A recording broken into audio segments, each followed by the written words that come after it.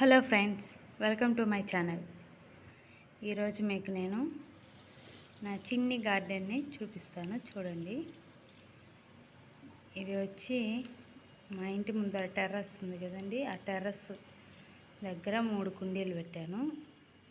ఒక కుండీలో తమలపాకు చెట్టు ఉంది, ఇంకొక కుండీలో నల్లేరు చెట్టు. ఇది దీంట్లో మల్లె చెట్టు పెడదామని తెచ్చున్నాను. టమోటా చెట్టు కూడా 2 ఉన్నాయి. ఇక్కడ తులసి చెట్టు, అది వచ్చి చుక్కమల్లి అండి. ఇది వచ్చి మా మిద్ది పైన అండి. చూడండి, నేను ఈ పొద్దు కోసిన ఆకుకూరండి. ఇది వచ్చి మన పైప్ వస్తుంది కదండి, పైపు కటింగు, అది కట్ చేసింది.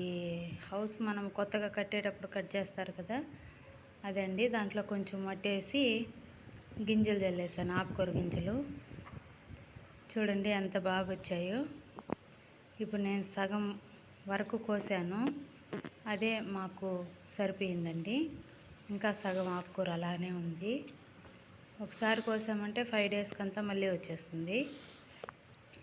చాలా సింపుల్గా మనమే పండించుకోవచ్చు. ఇది వచ్చి మన ఇంట్లో ఏదో ఒక డబ్బాలు ఉంటాయి కదండి, అది. ఇది వచ్చి ఫ్యాన్ జల్లెడ, దాంట్లో మట్టేసాను.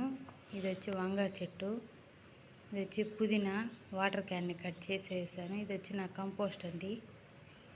ఇది బెండ చెట్టు, ఇక్కడ ఒక బెండ చెట్టు ఉంది. ఇది వచ్చి మా మిద్ది మీద కింద నుంచి ఒక మామిడి చెట్టు ఉందండి, అది. ఇది వచ్చి దీంట్లో వచ్చి మిరప చెట్లు, అల్లము, టమోటా, ఇదంతా టమోటా చెట్లేనండి. చిన్ని చిన్ని డబ్బాలలో గోతాంలలో వేసి పెట్టాను. ఇది వచ్చి మర్మం అండి. ఇది టమోటా, వంగ చెట్లు, టమోటా. మనం ఇంట్లో ఉండే వాటిని యూజ్ చేసుకున్నామంటే మనకి ఇంటికి సరిపడా కూరగాయలని మనమే పండించుకోవచ్చండి. చాలా సింపుల్గా అయిపోతుంది, మనకి చాలా హ్యాపీగా ఉంటుంది. ఇది వచ్చి బీర చెట్టు అండి. 3 గింజలు తెచ్చేసాను. చూడండి ఎంత పెద్దగా పెరిగిందో. ఇప్పుడు పూత వస్తూ ఉంది. ఇంకొక 1 మంత్ 2 మంత్స్లో కాయలు కూడా వచ్చేస్తాయి. ఇది వచ్చి నా కిచెన్ వేస్ట్ అండి. కిచెన్ వేస్ట్ని ఇలాగేసి ఇలా తడిగుడ్డు గోతామును కప్పెట్టామంటే మనకి ఎరువు తయారైపోతుంది. అంతే ఫ్రెండ్స్, ఇదే నా చిన్ని గార్డెన్.